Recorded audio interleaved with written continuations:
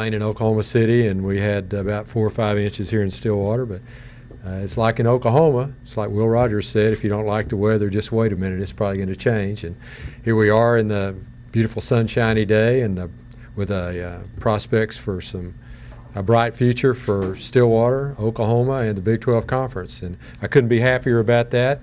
I think the agreement that was reached and the consensus for all the schools that are left in the conference to stick together and work toward a brighter future, I think that's a win for our fans. I think that's a win for our coaches. I think that's a win for all of our athletes.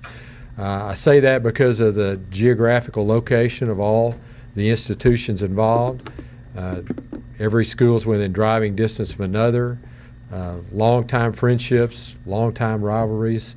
I think that's what makes college athletics special, so I'm glad we're going to continue that and not turn our backs on, in some cases, over 70 or 80 years of tradition. I'd like to commend the hard work put in by Dan Beebe, our commissioner, to make this happen. It looked pretty bleak at various times, but he was able to finally get the deal done. I also appreciate our friendship with the University of Texas and especially University of Oklahoma. I think through this process, I think it was very clearly stated by David Boren and by Joe Castiglione that wherever Oklahoma went, Oklahoma State was going to be there with them, and we had exactly the same feeling about them. I think this whole process has brought both institutions closer together, and I really, really appreciate their friendship. I don't know everything that's going to happen in the future. I know that there's some possibilities as far as scheduling that I really like. One thing that our football coach, Mike Gundy, is kind of stumped for, and I'm a big believer in, is to play all the conference teams, and I think that's a real possibility since we only have 9 members in the conference now. So it's exciting to think that we could play every one of those other institutions every year in football, play them twice in men's and women's basketball. You know, we've got a tradition of excellence here in the Big 12 where there's an opportunity for dreams to come true, win national championships. We've done it in just about every sport.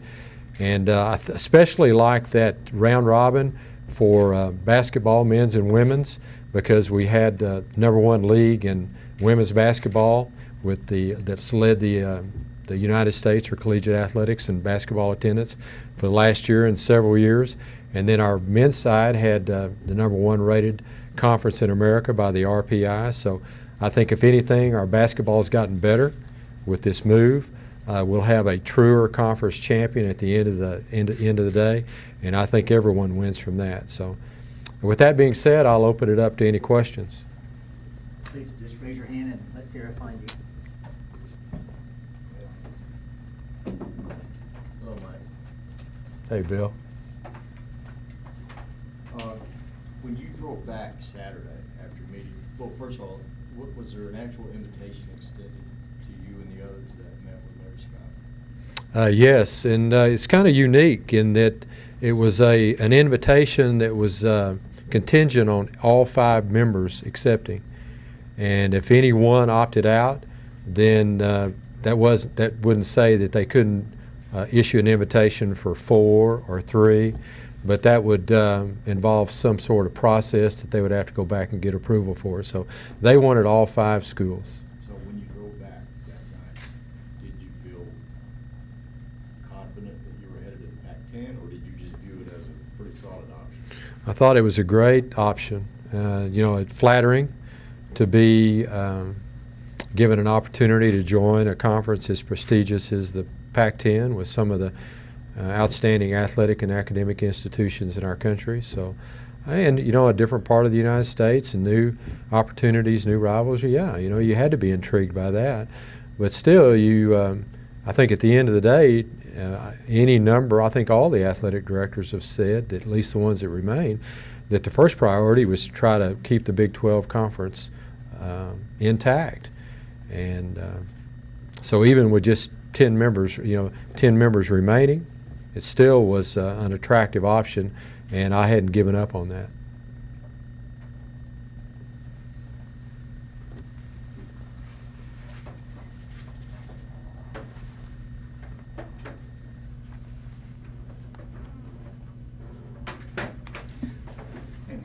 Hey, Brandon. What assurances has Oklahoma State gotten as far as some of the money the MVD proposed and just things like that? Well, the revenue sharing model will remain the same. Nothing's going to change. It's kind of a unique model in that you take the television money and half of it goes into one bucket, and that's split up equally among all the schools. And then the other half of the television money is doled out by television appearance. You get more money for a network appearance. I believe that this last year it was $360,000 for being on a network. I believe it was around $160,000 for being on cable. And the more times you're on television, the more money you're going to get paid. And the great thing about that, if you're bringing value to the conference and you're attractive to the decision makers in New York City that decides who's going to be on television, then your school is going to make more money. And it's not the conference office or anyone within the conference office discriminating against any particular institution. It's just based on how attractive your football team is, basically. So, for an example, there's a real opportunity to move up in the pecking order. When I became athletic director in 2005, I believe that Oklahoma State ranked last in revenue in their revenue distribution that year. This last year, and this is off the top of my head, but the conference distributed $139 million. I believe that Texas got $15.5 million. I believe Nebraska was next at around $12.8 million. University of Oklahoma was third at $12.7 million, and Oklahoma State was fourth at $12.4 million. So we've come a long way. And I like that. I think that's a testimony to the great job that Mike Gundy's done with our football program and the fact we were on television a lot last year, more time than any other time in our history. So none of that will change going forward. Well, there's been some pretty impressive figures reported, right, on dollar figures. So can you separate the fact from the fiction? I mean, are all those numbers based on potential, or are they numbers that you gradually can get to? Well, I think those are realistic numbers. There's been so many numbers. It's hard to know what any number anyone's referring to. But I think if you take Texas, for example, at $15.5 million, just the normal progression in our media rights over the next 2 years to 5 years will take them north of $20 million. They're pretty close already. So if Oklahoma State's at 12.5 today, where could you be in 4 years? Well, depends on how many games we win in football and how attractive we are to network television. There's no reason we can't be right there in the same neighborhood. There's been a lot made of the freedom now for conference members to create their own network entity. What kind of options does Oklahoma State have? Would it be maybe in a partnership with OU in a Bedlam kind of a network deal, or something independent, or have you even gotten that far? Well, we've looked at the possibility of having a network, but the numbers just aren't compelling. It doesn't look like that it would be a revenue generator for us. It would be a capital loss.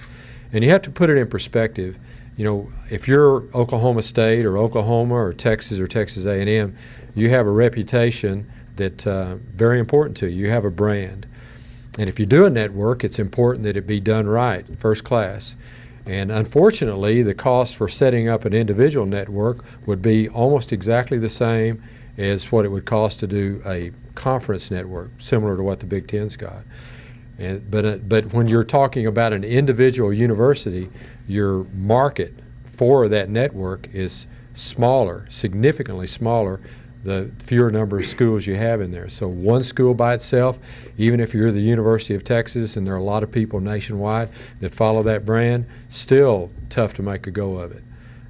If you're Oklahoma State, obviously with a smaller enrollment, smaller population base in the state, no big metropolitan areas, it'd be very, very difficult to make a go of it. So that's we'd probably be more interested in doing things on our website, live streaming, things like that, than doing a network. So was there a particular phone call Sunday maybe that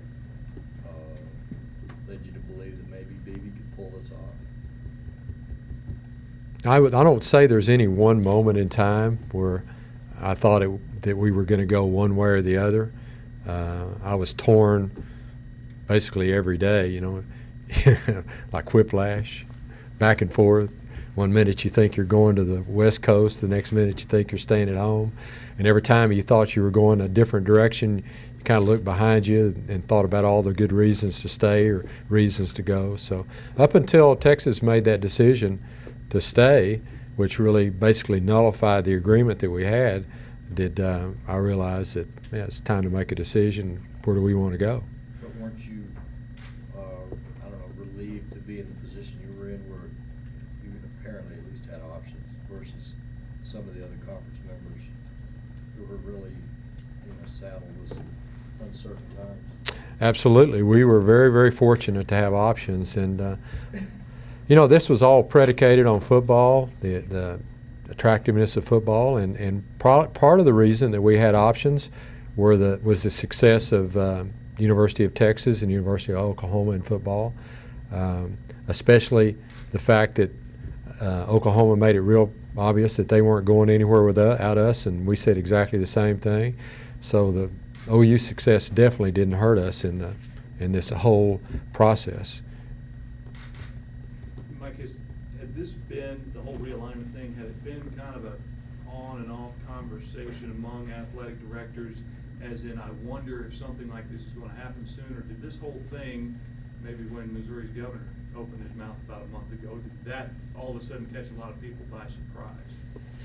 Well, I think the first salvo was fired by the Big Ten Conference of Jim Delaney when they said they were going to explore options for expansion, and they were on the record saying that. And then I think that started a lot of the thinking process. And then you could pick a domino, whatever the next domino was to fall because of that. Hopefully, I think in the best interest of college athletics, what's happened in the Big 12, that we've solidified who we've got, it'll slow down some of this expansion and consolidation of conferences. I can't say that it's a bad thing to have bigger conferences. I just know that I'm concerned about it. It's kind of like my wife. She likes things to stay the same. She's comfortable with that. You have an idea of what it takes to compete and try to win conference championships and national championships with what we have now. I'd hate to see that landscape change and the dynamics change, and then you're going to have to make adjustments to deal with it. At least we know going forward that if you're in the Big 12 Conference, you're going to have a great shot at winning the national championship in football or basketball. How do we know that? Just look in the rearview mirror. And if you're an athlete out there and you have big dreams athletically, they can come true in the Big 12 Conference. And you can play close to home because most of our athletes come from this area. And so I think that's good for everybody, and I like that going forward. Mike, did OSU get any assurances as far as the 10 staying together for a long-term amount of time? And will there be a pretty significant penalty if somebody was to try to leave? Well, right now we just have the assurance that everybody that's committed is on the record that they're committed to the Big 12 Conference. And I think what will happen in the next few weeks or months is to try to put some teeth in that and make sure that there's significant penalties or significant languages in our contract to make it more difficult to leave in the future. I don't have any idea what kind of form that will take. I just know that I would support that. Mike, there were a lot of things said back and forth that rubbed people the wrong way in this process. How important do you feel like it is for some, for lack of a better term, healing to occur among some of the parties involved for this to have a long-term chance to stay together and be successful? Well, I think we've just got to put the rhetoric behind us. There were some hurt feelings and things said that probably would have been better left unsaid, but you can't undo the past. So at the end of the day, it's insignificant.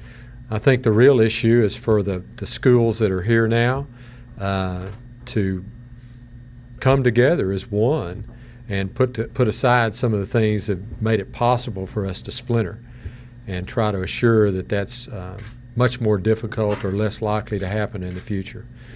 And I know that I feel much better about our relationship with Oklahoma through this process. I could say the same thing about the University of Texas, Texas Tech, Texas A&M.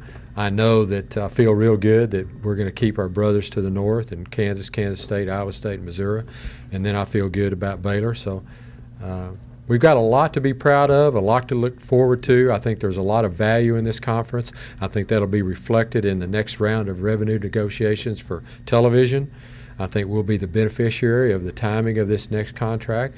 I think we'll close the gap that currently exists between us and the SEC.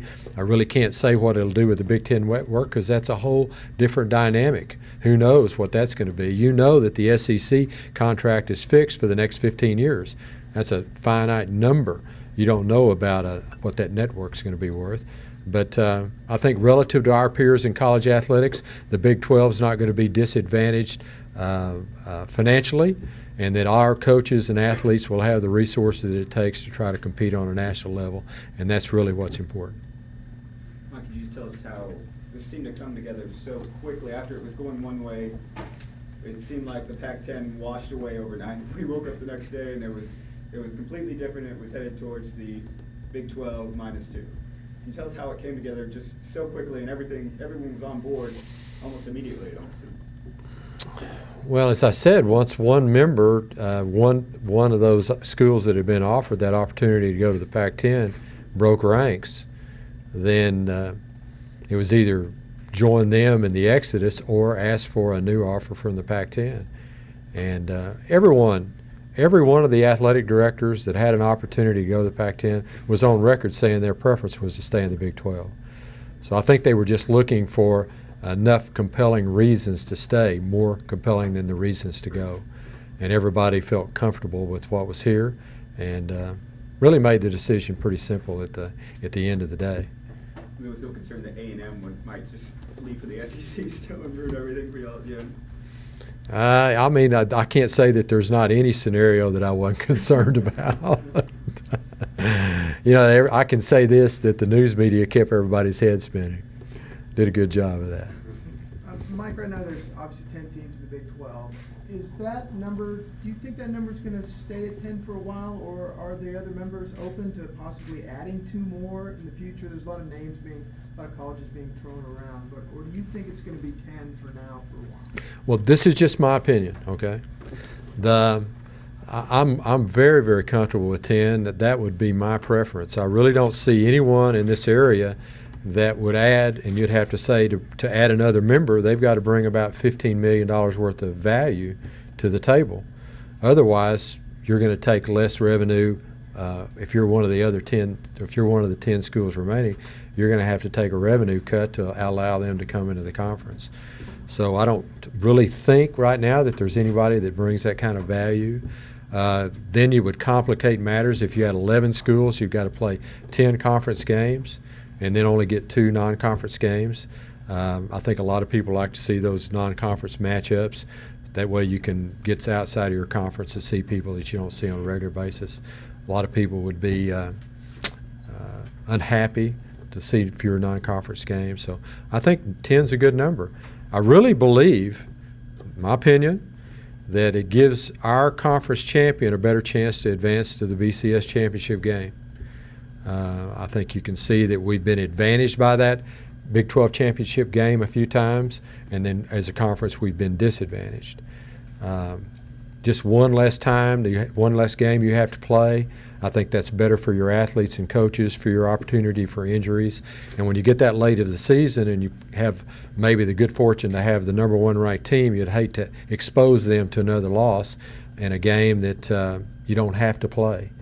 And so I've been a proponent of not playing the championship game ever since I became athletic director here.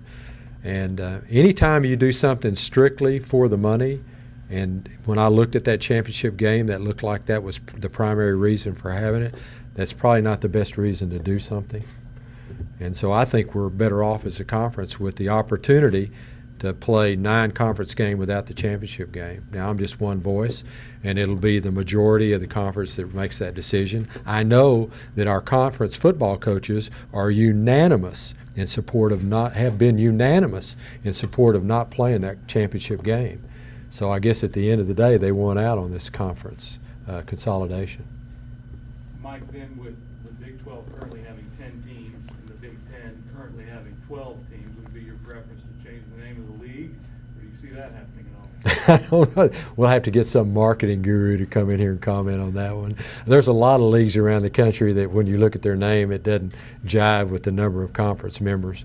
You know, the Big 10 comes to mind right off the bat. So the Big 12 brand has a lot of value in it, and I don't know if you give up a lot of that by changing the name. Obviously, by keeping that, you give yourself the opportunity to add teams without having to change your name again.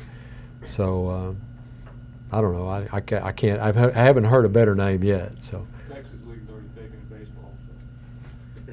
What's that? Texas League has already taken baseball. Oh, okay. Mike, do you think it's fair to say that a significant portion of the OSU fan base and alumni were for a move to the Pac-10 and were disappointed by how this turned out, and what would you say to them? They probably were, but I think at the end of the day, when they step back, I think they've got to love the opportunity to go to more games. And every team that we play now in the conference is within driving distance. I think that's attractive. Might be kind of compelling to want to go to the West Coast, and we can still do that in the non-conference schedule. But I really feel like travel for our fans, coaches, and athletes is much better given the model that we've got right now. And you had said earlier in this press conference that when Texas made their announcement, it nullified the decision or the agreement that you had made, I believe. Did you? Well, we never really had an agreement. We had an offer, but as I said, the offer was contingent on everyone agreeing to move. So you had to have unanimity. So OSU didn't decide we will move. Well, no, it was all in. So one school broke ranks. You know, and I don't think that Texas was going anywhere without Oklahoma, and Oklahoma wasn't going anywhere without Oklahoma State, and Oklahoma State wasn't going anywhere without those schools. Because who wants to be the orphan? You know, if you could have one school that could have made the move to the Pac-10, this is a long way. If you're the lone stranger out here in the middle of the United States and all your competitors in your conference are on the West Coast, that's not once or twice a year you're going to make that road trip. It's 5 or 6 times a year in football. And I think that's one of the reasons that the plan came together as it did. You wanted to have some people to play in your natural area, your home base, and then the opportunity to go to the West Coast and play a couple of more opponents. But you wouldn't want to make that trip on a regular basis, especially in basketball. Can you imagine that? I can't. Yeah, I guess my question was, of the 5 teams, have you guys decided on your vote?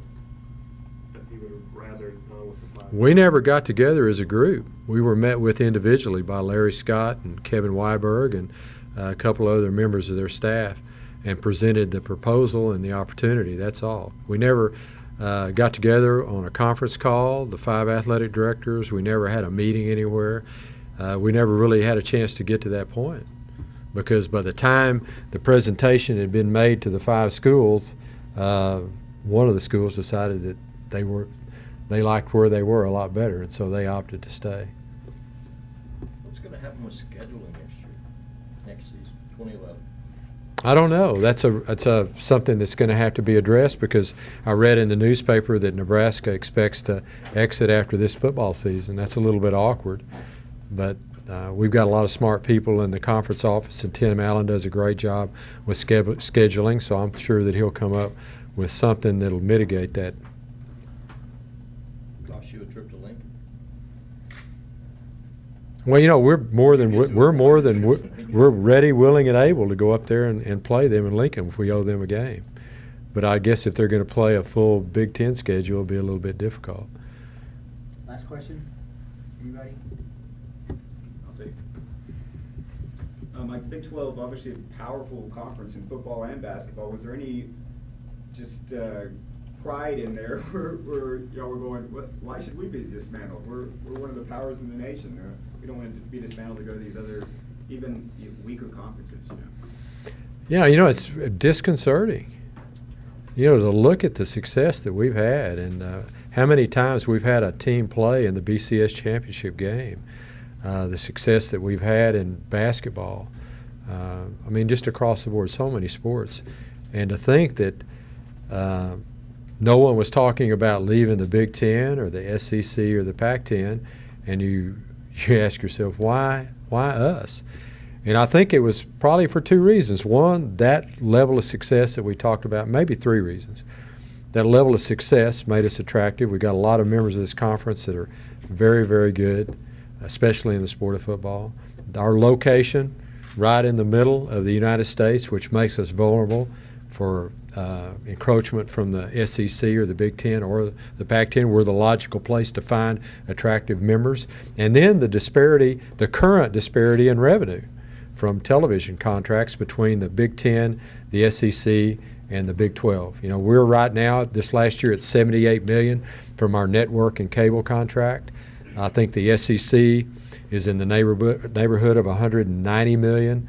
I've seen numbers for the Big Ten around $200 million plus.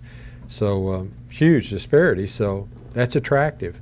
You know, to have a chance to change conferences and get a pay raise immediately. But I think the message from Dan Beebe was correct in that just wait a minute. You know, let's hold ranks. We'll change that dynamic the next round of negotiations. Unfortunately, the last time we negotiated a contract, the times weren't as favorable as they were when the SEC did their deal, and that's going to work itself out.